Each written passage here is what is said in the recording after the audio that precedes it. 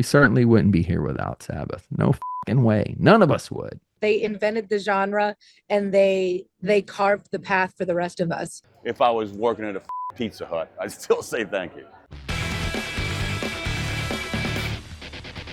That was the kickoff to metal, the birth of my favorite thing in the world. I went and saw the band a couple of times very, very early on. They probably had only just called themselves Black Sabbath that week, I think, when I first saw it. This is the band that created heavy metal. Yeah. The reason I'm on a stage at all was because of Black Sabbath's first album. None of us would be here, dude. That's a fact. They are the foundation. They are our elders. Respect the hell out of that band and Ozzy for being able to do that and create this genre that we all are here loving. Track one, side one, Black Sabbath is the start of heavy metal for me. They're the fucking root. They're the nucleus. They're the Big Bang. Because of this music, we're all employed and we can all pay our bills and take care of our families because of these four guys. That's right, man.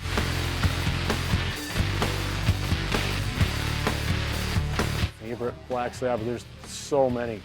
I don't even know where to start.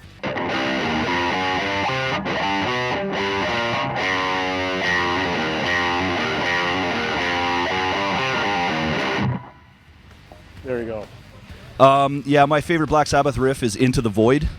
It's kind of got that Frankenstein kind of really evil, like the scale. And it's just such a heavy, I kind of consider it stoner rock. Favorite Black Sabbath riff?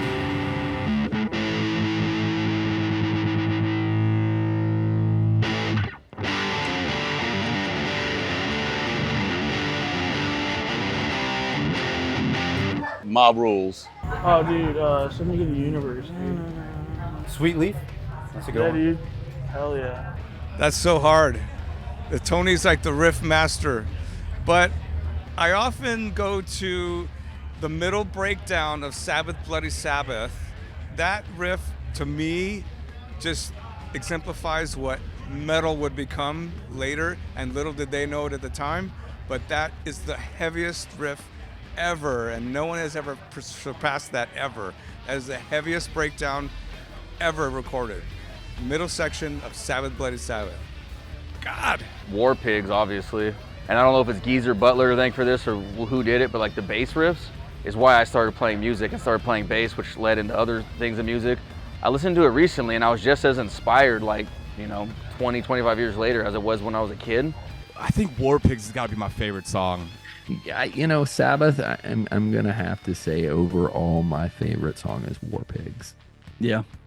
Yeah. Good pick, man. I'll take that. Yeah. It's applicable. It is. It's prophetic, man. Yeah. And also Children of the Grave is pretty applicable. There's a National Acrobat. There's the trudginess of Electric Funeral. There's also the Dio years that I got completely obsessed with for many years. For sure. It's just they have a lineage, and one can only hope and strive to outlast them all the way that they all have.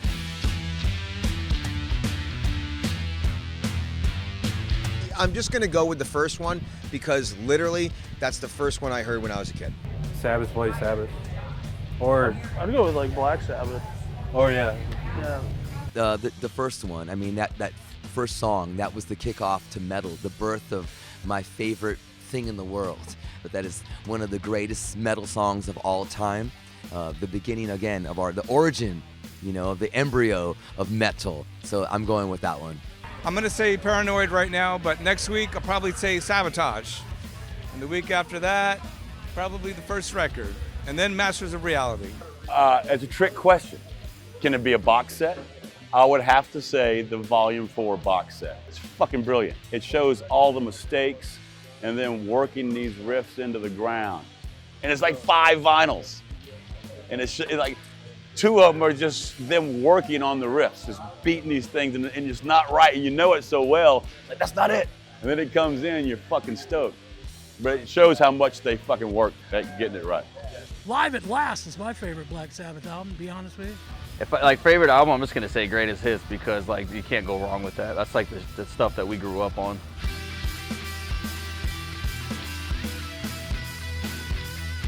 My favorite Ozzy album is No More Tears. I think that record just sonically is massive. It's got so many big hits on it.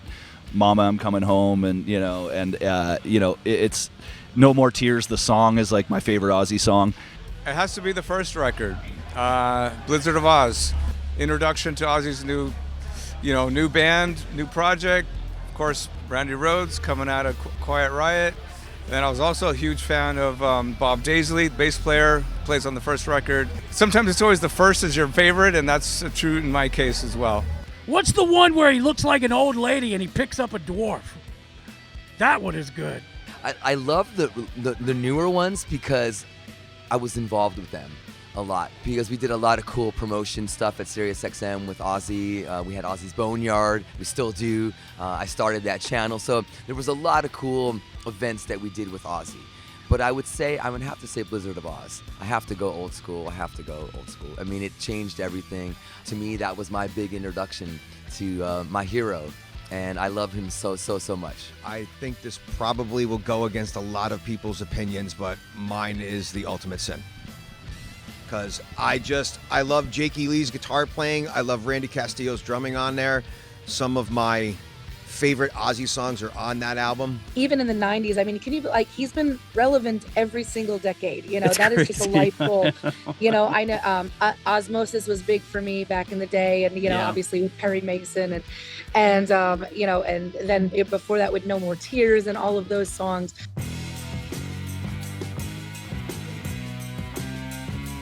On the 50th anniversary of the debut Black Sabbath, February 13th, 2020, Ozzy came to our LA SiriusXM headquarters for an event with his new album. He was there with the whole family. I showed him my Ozzy Osbourne tattoo that I said I was gonna get for years, and he would say, I'm gonna get your face tattooed on me, Ozzy. He's like, don't do it. And I'm gonna do it, Ozzy. And then I showed him, 50th anniversary, I showed him, what camera do I need to go to here? Let's get a zoom in, Loudwire, let's get a zoom. I should have shaved, sorry. But you can see Ozzy's face. My friend Bob Tyrell did that. And I showed it to him, and he loved it. He was like, that's one of the best Ozzy tattoos I've ever seen. And then I said, Ozzy, will you sign it, please? I'm gonna get a tattoo tonight. And he was like, yes. And I took my shoe off and I put my foot next to Ozzy's balls and in his crotch. So you imagine him. So I laid my foot right here next to his wiener, and I can feel something with my foot. And it was really cool to stand there with my foot next to Ozzy's penis. And he slowly signed my leg, so carefully signed it. And he fucking did it beautifully. And he was smiling the whole time. Sharon was cracking up. Jack was like, fuck yeah. And I had my foot next to his balls. And he signed it. I got it tattooed. This is my favorite tattoo. This is one of my favorite Ozzy stories. So I love him very much. When they released that first record, it was a great time. It was great. It was fantastic for us to know that there were other, musicians out there, and that's really quite close to where we were. Obviously Birmingham in the Midlands. Very like-minded, different, but the kind of there was definitely a synergy there. Down was on Ozfest. We got sent to the principal's office more than once, for bad behavior.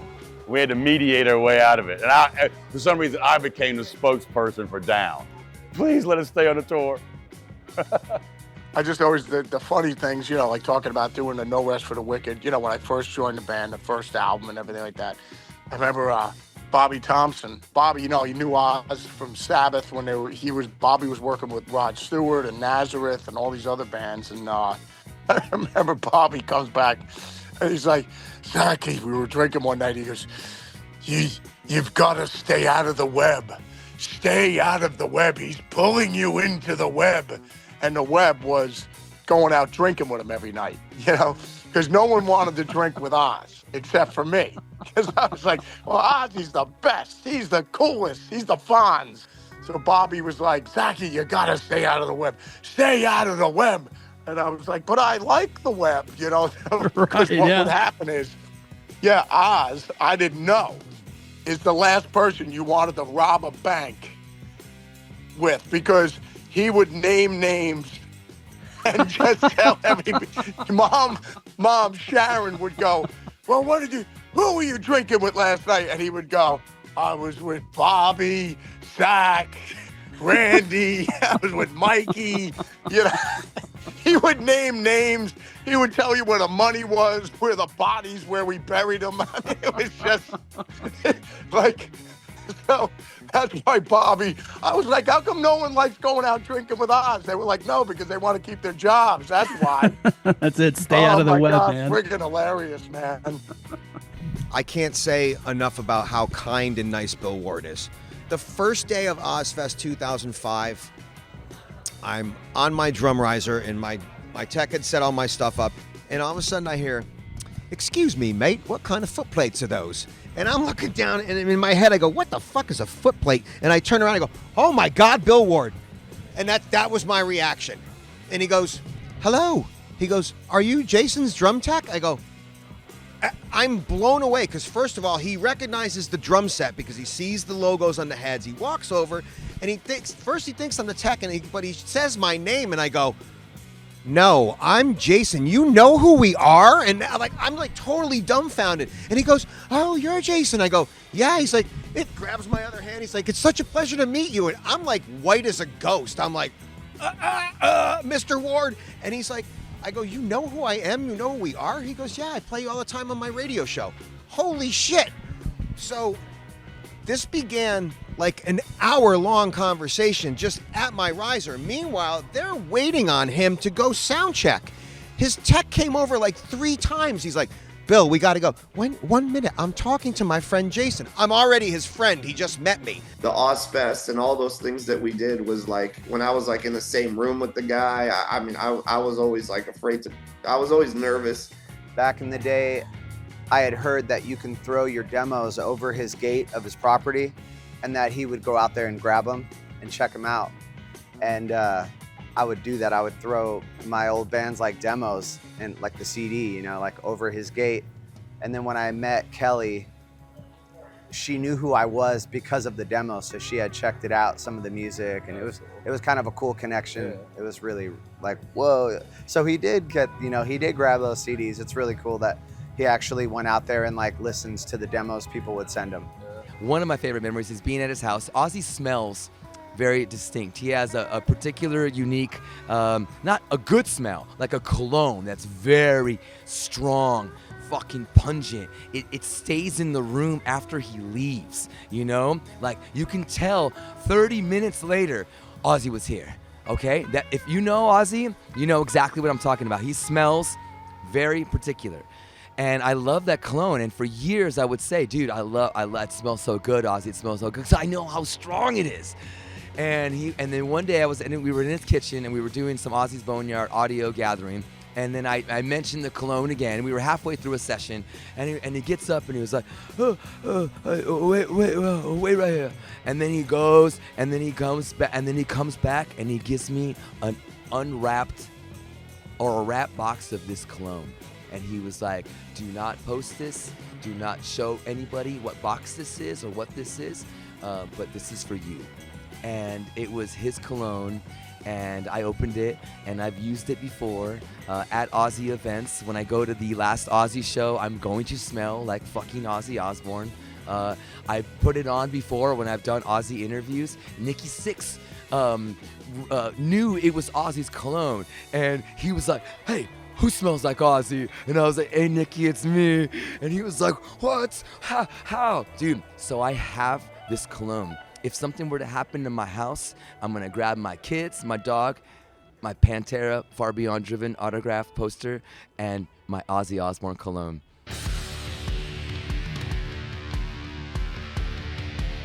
With Tool, nothing's easy. Nothing is a simple decision of just a, yes, let's go.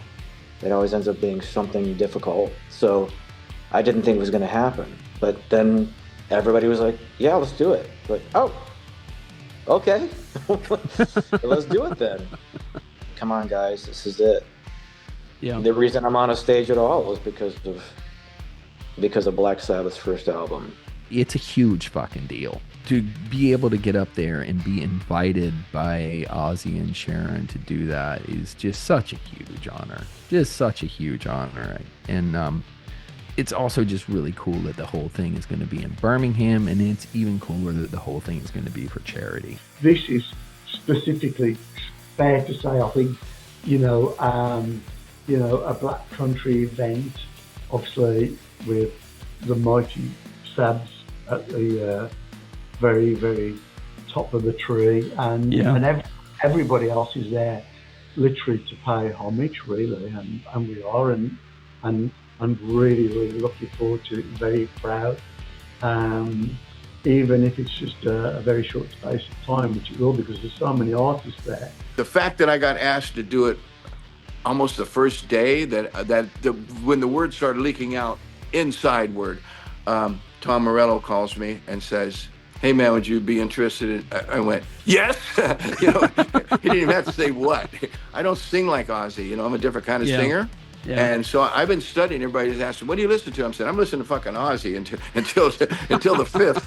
I got to learn his phrasing, and his melodic structures are so unique. He's such a unique singer. So no, I'm so honored. And I chose to do No More Tears. And Tom goes, oh, that would be great. Oh, that'd be great. And I'll do another one. And then he comes back and says, guess what? Ozzy's going to try and sing 5 songs, and he wants to sing No More Tears. I said, okay, Flying High Again. He goes, you got it. So right now I'm singing Flying High Again. If Ozzy changes his mind, I'll sing Flying High Again and No More Tears. Nobody really knows what's going on. We know the lineup is insane. We know it's going to celebrate Ozzy and Sabbath. We know all of that. And yet, until that first person takes a stage. Somebody was asking me, they're like, nobody even knows what's going on. I go, yeah, it's kind of like how it was when I first joined Ozzy. Nothing's changed. We'll figure it out when we get there. Are you sure about this? Yeah, don't worry about it. It's wonderful to be up on a stage like that and really get to say and prove that, this genre is for everyone. I wouldn't be the woman I am today without Black Sabbath, and if there's and really kind of proving that to be in rock and roll, and to be rock and roll, to be the embodiment of that, no matter what's between your legs, you have to give your life to it, and you have to be in it 110%, and you have to sacrifice so much, and there's so much that you have to so many walls that you have to break through in order to get there. And so in a lot of ways, this is a personal accomplishment for me, and a personal becoming, but also it's a big hell yeah for all of the women who are coming up behind me too. And I feel like my responsibility now is to be able to pass the torch back and be like, hey, if I can do this and I can accomplish this, so can you. For me, being 14 years old, having posters of these guys up on the wall, and then Max being in the band, it'd be like, for me, it's just like if I was being a huge New York Yankee fan and I play catcher, and then I'm standing in the same spot where my hero Thurman Munson stood. Thank you. None of us would be here, dude. That's a fact. What he and his cronies created was something. And it's not just a heavy metal thing. The music's brilliant, dude. It is expressionistic, solid, heavy playing, but they really changed the game. I still go back and appreciate it. But yes, the main thing I would say to Ozzy is thank you. Not just for where I'm at now, but thank you. If I was working at a fucking Pizza Hut, I'd still say thank you, And every time we're in Birmingham, England, every single time without fail on stage, I thank them individually. Thank you, Tony Iommi. Thank you, Bill Ward. Thank you, Geezer Butler. Thank you, Ozzy Osbourne, for creating heavy metal and giving me a fucking job, right? I thank them on stage. Man, we love you so much, man. Black Sabbath, man. I dropped the needle on that record. Black Sabbath, Sabbath, Bloody Sabbath. I wanted to fucking put a pistol in my mouth. That's what I wanted to do. That's how much you changed me as a child. I loved it. I loved Black Sabbath. I still love Black Sabbath.